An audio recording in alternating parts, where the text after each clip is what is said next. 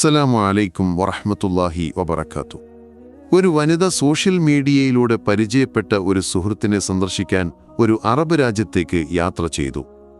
നഗരത്തിലെ അതിശയിപ്പിക്കുന്ന വാസ്തുവിദ്യ, ലാൻഡ്മാർക്കുകൾ, ടൂറിസ്റ്റ് ആകർഷണങ്ങൾ എന്നിവ അവളെ ആകർഷിച്ചു. ഒരു ദിവസം നഗരത്തിലൂടെ അലഞ്ഞു നടക്കവേ അവൾ ആദ്യമായി ഒരു ഗംഭീരമായ ഇസ്ലാമിക മോസ്ക് കണ്ടു. അവിടെ വലിയൊരു കൂട്ടം ആരാധകർ പൂർണ്ണ ഐക്യത്തോടെ നിൽക്കുന്നു. അവളുടെ ജിജ്ഞാസ വർദ്ധിച്ചു. അവൾ തന്റെ സുഹൃത്തിനോട് അവർ എന്താണ് ചെയ്യുന്നതെന്നും അവൻ എന്തുകൊണ്ട് അവരോടൊപ്പം ഇല്ലെന്നും ചോദിച്ചു. അവർ അല്ലാഹു തആലയോട് പ്രാർത്ഥിക്കുകയാണെന്നും ലോകത്തിലെ ഒന്നിനും അവരുടെ ശ്രദ്ധ തിരിക്കാൻ കഴിയില്ലെന്നും അവൻ വിശദീകരിച്ചു. തന്റെ സൗന്ദര്യത്തിൽ ആത്മവിശ്വാസമുള്ള ആ പെൺകുട്ടി ആരാധകരുടെ ശ്രദ്ധ തിരിക്കാൻ ശ്രമിച്ച് സ്വയം വെല്ലുവിളിക്കാൻ തീരുമാനിച്ചു. തന്റെ രൂപവും സാന്നിധ്യവും അവരുടെ ശ്രദ്ധ തിരിക്കാൻ മതിയെന്ന് അവൾ വിശ്വസിച്ചു.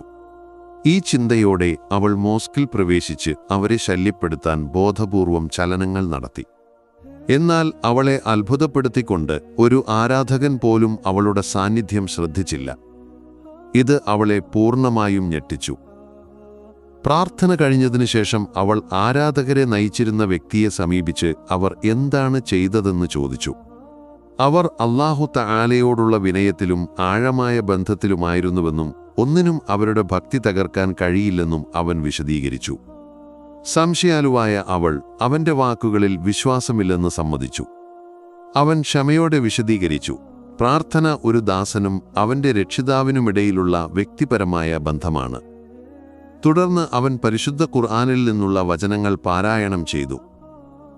ആ നിമിഷം അവൾക്ക് മുമ്പ് ഒരിക്കലും അനുഭവിക്കാത്ത ഒരു ആഴമായ വികാരം അനുഭവപ്പെട്ടു. അല്ലാഹു തആലയുമായുള്ള ഒരു വിവരണാതീതമായ ബന്ധം. അവൾ ആരാധകർ ചെയ്ത അതേ പ്രാർത്ഥനാ ചലനങ്ങൾ തനിക്ക് ചെയ്യാൻ കഴിയുമോ എന്ന് ഇമാമിനോട് ചോദിച്ചു. അവൾ ഹിജാബ് ധരിക്കുകയും വുളു നിർവഹിക്കുകയും വേണമെന്ന് അവൻ അറിയിച്ചു.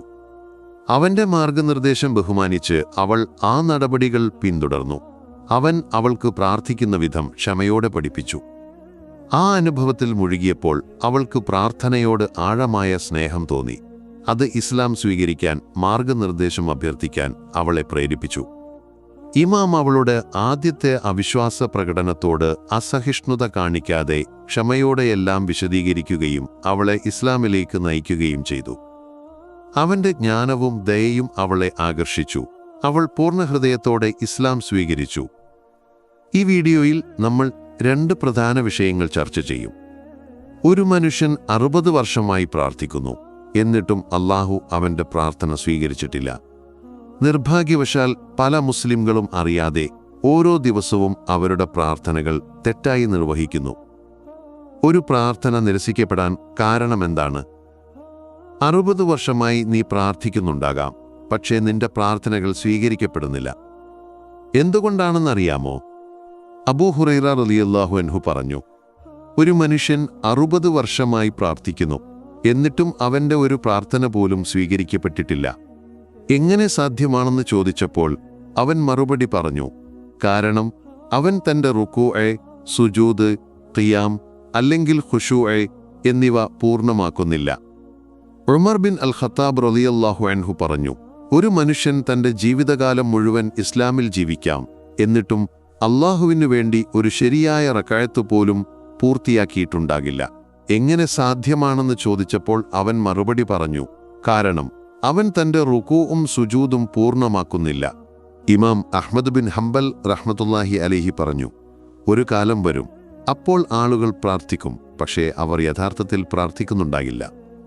ഇമാം അൽ ഗസ്സാലി റഹ്മത്തുള്ളാഹി അലൈഹി മുന്നറിയിപ്പ് നൽകി, ഒരു മനുഷ്യൻ ഒരു അധിക സുജൂദ് നിർവഹിക്കാം, അല്ലാഹുവിനോട് അടുക്കുന്നുവെന്ന് കരുതി, പക്ഷേ അല്ലാഹുവിൻ്റെ മേൽ ആ സുജൂദിന്റെ പാപം അവന്റെ നഗരത്തിലെ ജനങ്ങൾക്കിടയിൽ വിതരണം ചെയ്താൽ അവർ നശിക്കും. എങ്ങനെ സാധ്യമാണെന്ന് ചോദിച്ചപ്പോൾ അവൻ മറുപടി പറഞ്ഞു, അവൻ തന്റെ നെറ്റി തന്റെ യജമാനന്റെ മുമ്പിൽ നിലത്തുവെക്കുന്നു, എന്നാൽ അവന്റെ ഹൃദയം വ്യതിചലനങ്ങൾ, പാപങ്ങൾ, ആഗ്രഹങ്ങൾ, ലോകത്തോടുള്ള പ്രേമം എന്നിവയാൽ നിറഞ്ഞിരിക്കുന്നു. ഇതെന്ത് സുജൂദാണ്? നബി മുഹമ്മദ് സല്ലല്ലാഹു അലൈഹി വസല്ലം പറഞ്ഞു, എന്റെ കണ്ണുകളുടെ തണുപ്പ് പ്രാർത്ഥനയിൽ സ്ഥാപിക്കപ്പെട്ടിരിക്കുന്നു. എന്റെ പ്രിയ സഹോദരങ്ങളെ, അല്ലാഹുവിന്റെ മേൽ നിന്റെ കണ്ണുകളുടെ തണുപ്പായി മാറിയ 2 റക്അത്ത് പ്രാർത്ഥന നീ എപ്പോഴെങ്കിലും നിർവഹിച്ചിട്ടുണ്ടോ? അള്ളാഹുവിന് വേണ്ടി 2 റക്അത്ത് പ്രാർത്ഥിക്കാൻ വീട്ടിലേക്ക് മടങ്ങാൻ നിനക്കെപ്പോഴെങ്കിലും ആഗ്രഹം തോന്നിയിട്ടുണ്ടോ? രാത്രിയിൽ അള്ളാഹുവുമായി ഒറ്റയ്ക്കായിരിക്കാൻ നിനക്കെപ്പോഴെങ്കിലും ആഗ്രഹം തോന്നിയിട്ടുണ്ടോ? അല്ലാഹു തആല പറയുന്നു, വിശ്വാസികളുടെ ഹൃദയങ്ങൾ അള്ളാഹുവിൻ്റെ സ്മരണയ്ക്കായി വിനയം കാണിക്കേണ്ട സമയം വന്നിട്ടില്ലേ? ഇബ്നു മസ്ഊദ് പറഞ്ഞു, ഞങ്ങളുടെ ഇസ്ലാം സ്വീകരണത്തിനും ഈ വചനത്തിൻ്റെ ദിവ്യ സന്ദേശത്തിനുമിടയിൽ വെറും 4 വർഷം മാത്രമേ ഉണ്ടായിരുന്നുള്ളൂ. എന്നിട്ടും അല്ലാഹു തആല ഞങ്ങളെ ശാസിച്ചു. ഞങ്ങളുടെ വിനയക്കുറവിൻ്റെ പേര് പറഞ്ഞ് ഞങ്ങൾ കരഞ്ഞു. ഞങ്ങൾ പുറത്തിറങ്ങി ഒരാൾ മറ്റൊരാളോട് പറയും, നിനക്ക് അള്ളാഹുവിൻ്റെ വാക്കുകൾ കേട്ടില്ലേ? വിശ്വാസികളുടെ ഹൃദയങ്ങൾ അള്ളാഹുവിൻ്റെ സ്മരണയ്ക്കായി വിനയം കാണിക്കേണ്ട സമയം വന്നിട്ടില്ലേ? അങ്ങനെ ഞങ്ങളിൽ ഒരാൾ അള്ളാഹുവിൻ്റെ ശാസനയിൽ കരഞ്ഞു വീഴും. എൻ്റെ സഹോദരങ്ങളെ, ഈ വചനത്തിൽ അല്ലാഹു തആല നിന്നെ ശാസിക്കുന്നതായി നിനക്കെപ്പോഴെങ്കിലും തോന്നിയിട്ടുണ്ടോ? പാപത്തിൻ്റെ ചെറുപ്പം നോക്കരുത്, മറിച്ച് നീ ധിക്കരിച്ചവൻ്റെ മഹത്വം നോക്കുക. ഓ ഞങ്ങളുടെ രക്ഷിതാവേ, ഞങ്ങളുടെ പ്രാർത്ഥനകൾ, ഞങ്ങളുടെ നിൽപ്പ്, ഞങ്ങളുടെ റുകൂഅ്, ഞങ്ങളുടെ സുജൂദ്, ഞങ്ങളുടെ പ്രാർത്ഥനകൾ, ഞങ്ങളുടെ നീതിയുള്ള പ്രവൃത്തികൾ എന്നിവ ഞങ്ങളിൽ നിന്ന് സ്വീകരിക്കണമേ. ഓ അല്ലാഹ്, ഞങ്ങളുടെ പ്രാർത്ഥനകളിൽ ഞങ്ങളുടെ ആശ്വാസം ഉണ്ടാക്കണമേ. അത് ഞങ്ങളുടെ കണ്ണുകളുടെ തണുപ്പാക്കണമേ. പ്രിയ സഹോദരങ്ങളെ, 2ാമത്തെ കാര്യം അതീവ പ്രധാനമാണ്.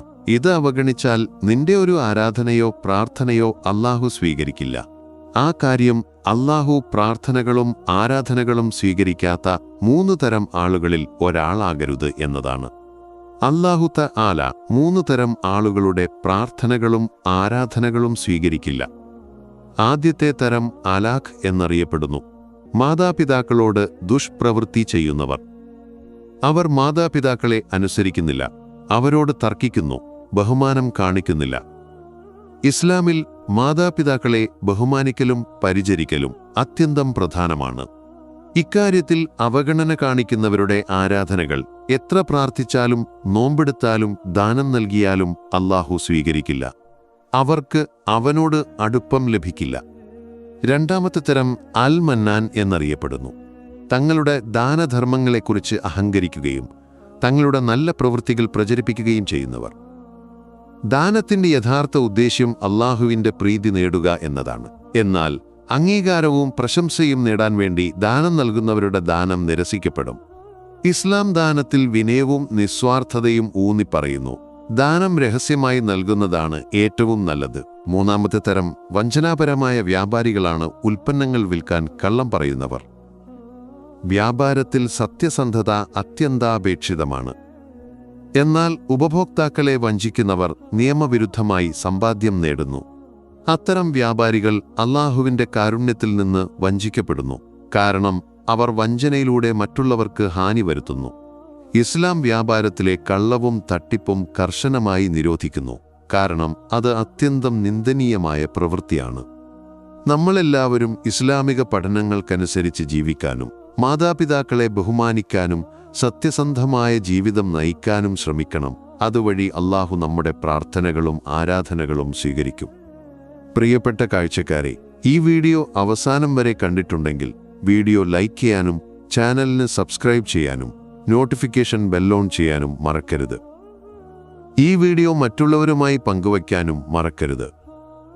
അസ്സലാമു അലൈക്കും വറഹ്മത്തുള്ളാഹി വബറകാതുഹു.